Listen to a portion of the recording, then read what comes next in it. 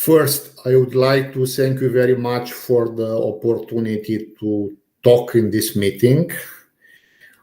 I shall report on recent results obtained in this paper with written together with Professor Yves Briet from Mons University in Belgium and our colleagues Carlos Herdeiro and João Novo from Aveiro. The starting point is rather very general. It is in the context of the no-hair theorems, no-hair results, and hairy black holes, general context. This idea came in the early 70s, stating that two black holes are uniquely determined by a finite number of quantities like mass, angular momentum, and electric charge, which are asymptotically measured, subject to a Gauss law. And apart from this quantity, there is nothing else. If we have extra quantities to determine a black object, then we talk about hair.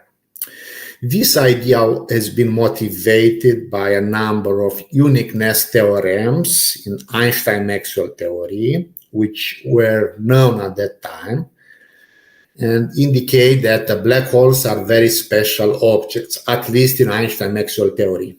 For example, if we have two stars with the same mass and angular momentum, they could be very different constituents, different shapes, different quadrupole momentum, and so on. But for two black holes in electrovacuum or here in vacuum, they will be exactly the same. If you have the same mass and angular momentum, it's clear, nothing else. Of course, there are a number of no-hair results and no-hair theorems, but they are subject to loopholes. And then we are talking about hairy black holes. This is an active field of research, also in Belém, in Portugal, and a lot of configurations violating this no-hair initial idea have been found in the last decades. Let us start with the simplest case. First assumption is about angular momentum. So rotation. And let's consider the simplest scalar field in nature. It is a scalar field. This field is massive. We put here in this action more general self-interaction potential, but this is not mandatory. It requires only a mass term. So we have Einstein gravity coupled with a complex scalar field, massive complex scalar field. And then here there were some no-hair theorems, in particular one established in 1997 by Pina and Sudarsky. But as many theorems, one can find loopholes. And the loophole here is rotation. Hairy black holes in this moment are called colloquially Kerr black holes with scalar hair. They were found numerically around 10 years ago. And later, the mathematicians came with a proof of existence.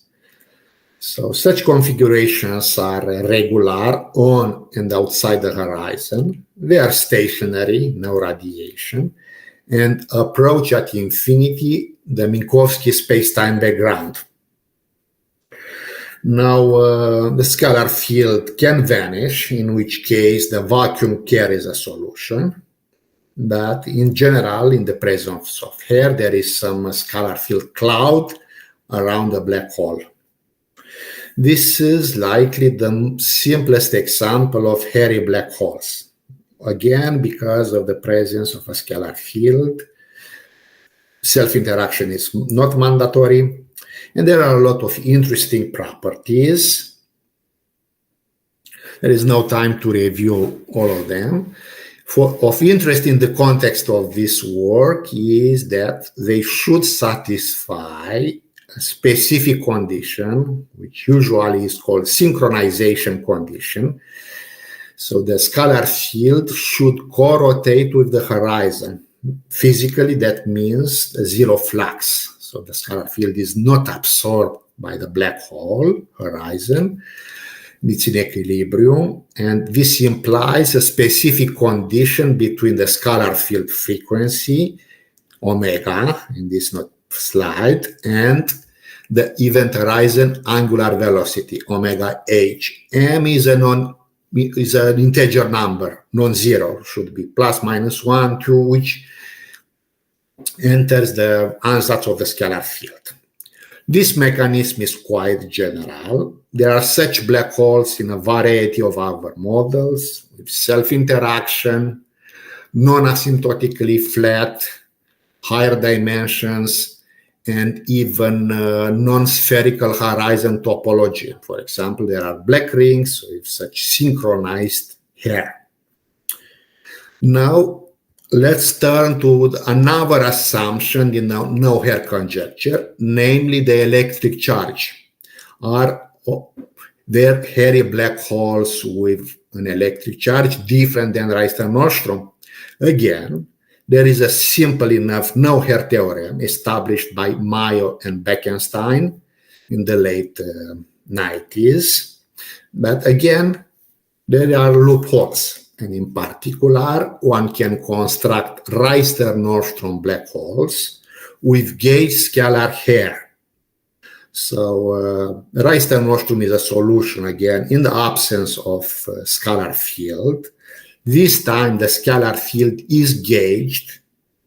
It's complex and gauged with respect to the Maxwell field. So we are replacing usual derivative with gauge derivative. Small q is the gauge coupling constant.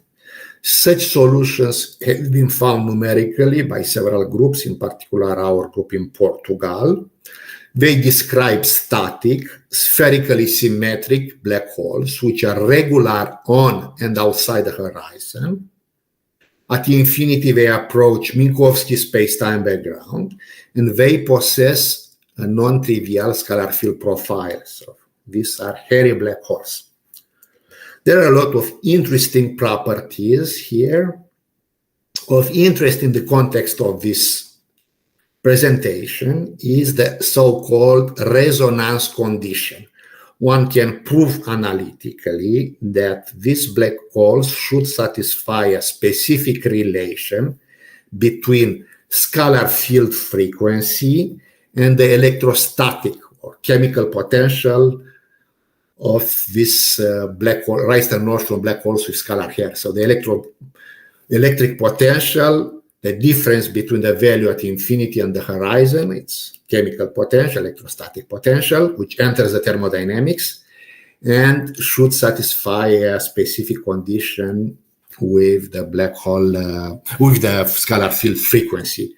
Small q is the gauge coupling constant. So we have seen that the no-hair conjecture can be violated in two settings. Presence of rotation, it is the synchronization condition, which fixes the frequency of the scalar field in terms of rotation parameter, and the resonance condition in the presence of an electric charge, which fixes the frequency in terms of the electrostatic potential. Now, there is a piece of folklore many times in the literature that rotation is somehow similar to electric charge or similar consequences. And one may ask if these two different classes of hairy black holes are somehow related. Are any deeper similarities between these two these two mechanisms? Is it a common origin? The answer is yes. One can relate these two classes of solutions in a Kaluza-Klein setting, namely by going to 5 dimensions. So it is the simplest Kaluza-Klein model. We are considering 5 space-time dimensions, namely 3 space dimensions as usual, time, and the 5th dimension called Z on this slide, following the usual conventions in the literature, However, this extra dimension is compactified. It forms a small circle in each space point. Small circle you cannot see in everyday life. It's very small size. This is an idea proposed around 100 years ago by Kaluza-Klein. It is one of the most fruitful, most successful ideas in theoretical physics. Is still considered nowadays in a more complicated setting, not only one single extra dimension, and not such a cylindrical, a very simple compactification. So like in string theory, more complicated settings, but still it's a very successful idea and very promising idea to unify all interactions, all fundamental forces. Because, for example, simplest setting, considered already 100 years ago, following such a framework, if you split a space-time, 5 dimensions, into a 4-dimensional space, z direction, and some interactions, some extra diagonal terms between 5th dimensions and the 4 space-time dimensions, space plus 3 dimensions, time plus 3 dimension space,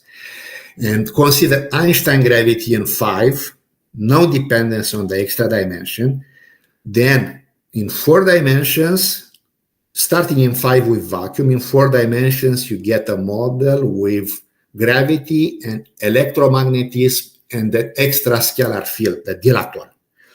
So these matter fields are just a manifestation of the extra dimension. So this is the first, these were the gravity and electromagnetism were the only forces known 100 years ago.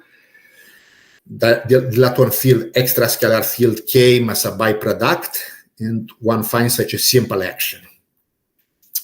Now, if we look again from this direction, what was rotation in 5 dimensions, this AI terms in the ansatz, metric ansatz, becomes a U1 potential in 4 dimensions. Rotation in 5 is electromagnetism in 4, if you like.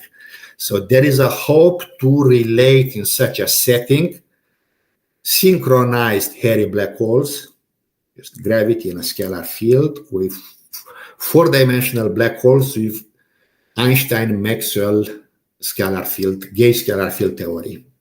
And indeed, this is possible by taking a more general setting. In 5 dimensions, this time we start with a model with Einstein gravity, complex scalar field, mass term, simplest case. Scalar field depends in general on all coordinates in 3 plus 1 dimensions, a specific dependence on the z coordinate, which fulfills this condition of cylindrical periodicity. So the extra dimension is a S1 periodic direction. Then construct black holes in such a setting. It's a more complicated version of the construction I mentioned in 3 plus 1 dimensions. Such solutions will satisfy the synchronization condition. When taking the Kaluza-Klein reduction, looking for solutions, what is the corresponding picture in 3 plus 1 dimensions, it follows immediately that the ungauged black holes with synchronized scalar hair in 5 becomes black holes with resonance scalar hair in 4. So usual gauge derivative, usual normal covariant derivative for a scalar field becomes the gauge derivative. And we end up in 4 dimensions with a model which is gravity, Einstein, Maxwell field, dilaton. This comes from the 5-dimensional action. And extra, we have the complex scalar field in 4, which is the reduction from 5 dimensions, and plus an extra potential, which is the usual mass term, plus an interaction of the scalar field, of the dilaton field. which because of the usual, with the more complicated ansatz for the scalar field. To make it more concrete, we took the simplest possible ansatz. It's not the most general one, let me emphasize. We take an ansatz which factorizes the angular dependency in 5. In 5 dimensions, you have this luxury, you still have rotation, but you can factorize in a consistent way the rotation in the two planes of the two planes, because it's more complicated. In 5, we could have rotation in two planes. If you take equal angular momenta, you can factorize angular momentum. It is known trick, if you like, since Myers and Perry. Sigma 1, 2, 3 are these one forms, usual one forms for S3 in terms of Euler angles, psi, theta, and phi. So this ansatz is not new, has been taken by many people in the past to discuss rotating black holes in 5. Myers-Perry black holes can be written in such a form, for example. The ansatz for the scalar field is more complicated. We use an ansatz, not a single scalar field, but a complex doublet, which factorizes the angular dependence for theta and psi, all angles in fact. It is an ansatz proposed by the Oldenburg group 10 years ago. Now, few words about the setting. If we put the scalar field to 0, we find still a non-trivial geometry. It is the Kaluza-Klein monopole, which is the vacuum of our model. This is a special gravitational soliton in 5 dimensions, which is consists in a 4-dimensional part, which is the tau-nut instanton. So it's the Euclideanized tau-nut metric. It's a self-dual version of it, found by Hawking in 1977, plus the time coordinate. So this is a gravitational instanton in 5 dimensions. It has a curvature, Riemann curvature, which scalar is 0, of course. There is one extra parameter n, which is a length scale. It's the Nut parameter. So it's vacuum, Einstein gravity in 5. When doing Kaluza-Klein reduction to 4 dimension, this Nut parameter becomes a magnetic charge, and we find the famous Gross-Perry-Zorkin magnetic monopole. So this solution in 5 is just a soliton, vacuum. In 4, it is a magnetic monopole with a dilaton. It is singular in 4 because we don't have an event horizon, but in 5 it's perfectly smooth. There are no singularities. So it's a nice example of regularization via geometry. This is less important in the context of our work. I just mentioned about the background. Now we put on this background a scalar field. Before that, let me mention that there are also black holes in this model. So you can add an horizon, put this Gross-Perry-Zorkin magnetic monopole in a black hole background. These solutions were found by various authors. And here in our context, we add scalar hair and rotation. Without scalar hair, there is a rotating version of these black holes, vacuum. We don't have time to review the properties. And here we put a scalar hair. Again, the ansatz is the one mentioned before with a scalar doublet, but a single essential scalar function, single scalar potential, single scalar field, scalar amplitude phi of r. These solutions are constructed numerically. We don't have exact solutions. It results in a set of ordinary differential equations which are solved numerically using some standard shooting procedure. And we have been able to reconstruct the full domain of existence of solutions. The emerging picture has some similarities with other cases discussed at length in the literature.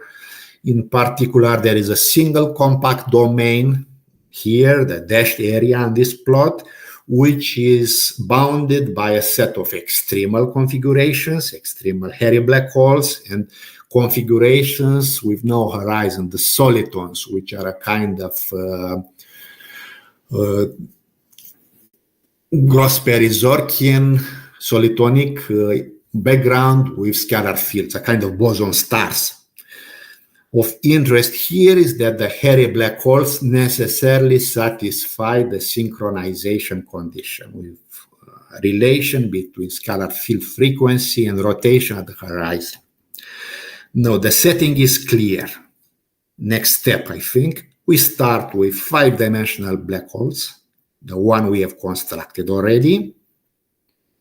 Ansatz before, we have rotation, and do standard Kaluza-Klein rotation. Small a is a number, it's square root 3 over 2 over square root 3 is a constant. Do Kaluza-Klein reduction to 4 dimensions, and this results in static, spherically symmetric black holes in a specific Einstein-Maxwell-Klein-Gordon-Dilaton model. This function associated with rotation becomes an electrostatic potential, condition for synchronization, which requires a relation between scalar field frequency and the value of rotation, this capital W at the horizon, becomes naturally, it's straightforward way, condition between scalar field frequency and electrostatic chemical potential. It's a natural transition 1-to-1. It's an explicit construction. And all properties of the 4-dimensional solution, in particular domain of existence, geometric properties, can be directly read from 5-dimensional black holes. There is a 1-to-1 map. Like, well, I'll return in a second, in fact. Okay, so this is an explicit proof that in such a special setting, synchronization equals resonance. But there is more inside. It is curiosity to play with a version of the model with zero knot charge. So we set that knot parameter to 0. Our background then becomes the standard one, which is Minkowski 4 times a circle. Z this time is a circle, separate from the rest of the metric. And if we construct usual vortices, which are spherically symmetric in 4 dimensions plus extra dimension, so in 5 dimensions, this Z direction this time is just a spectator, does not enter directly the field equations. So these are Einstein-Klein-Gordon vortices. And we are doing a boost in the ZT plane and do Kaluza-Klein reduction with respect to the new capital Z coordinate. This results in a curious Einstein-Maxwell-Klein-Gordon scalar field model with gauged boson stars. So the usual gauge boson stars discussed by many people in spherically symmetric, discussed by many people before, with just an electric field starting with Yetzer and van der Bai, result by boosting the ungauged boson stars in 5. It is the counterpart of a similar construction done for Schwarzschild black string. So there, if you start with Schwarzschild black string in 5, which is Schwarzschild black hole uplifted to 5, do a boost, and after that do Kaluza-Klein reduction, we find Reister-Nordstrom black hole with a dilaton field. Here we find a gauged boson star. So, and again, there is a mapping 1-to-1 to all important properties or essential properties of the 5 to 4 dimensional solutions between 5 and 4. Even more exotic, if you like, one can repeat it doing a different transformation. Start with the same solutions as before, spherically symmetric in 4, reduction, if you take z equals constant slice, plus this extra z coordinate circle, just S1. And now we are doing a twist, an identification of the phi coordinate. Phi is the usual coordinate, azimuthal coordinate on S2. In 4 dimensions, this will be boson stars, this time ungauged boson stars in a Melvin universe, so with non-standard asymptotics. Without scalar field, such a construction, which has been done first by Zetlin, I think, and Gibbons, you find dilatonic Melvin universe in 4. Melvin universe, I recall, it's an approximation in general relativity of the space-time produced by a constant magnetic field oriented around the z direction. So it's approximation in general relativity of a constant magnetic field. It's not asymptotically flat. Simplest way to generate it is to do this type of twisting transformation and Kaluza-Klein reduction to flat space-time in 5. Then in 4, you generate a magnetic field.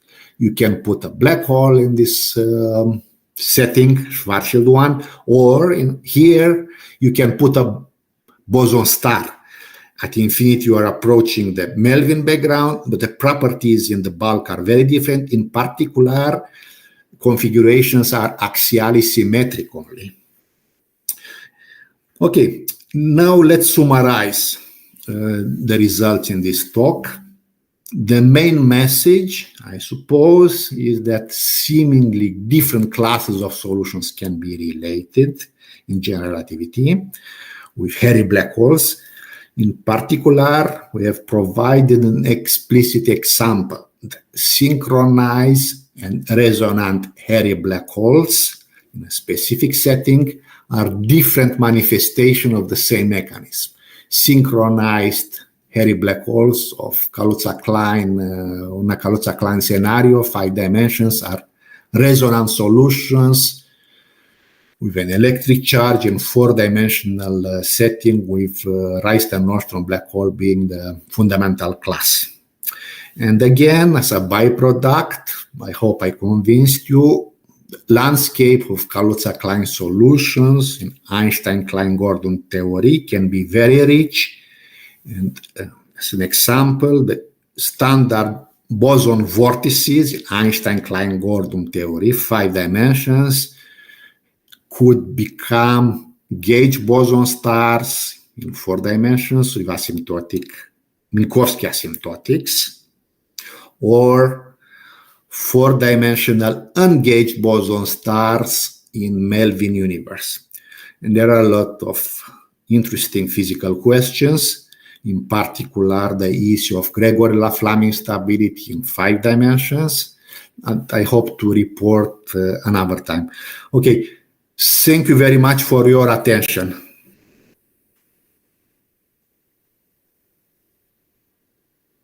Thank you.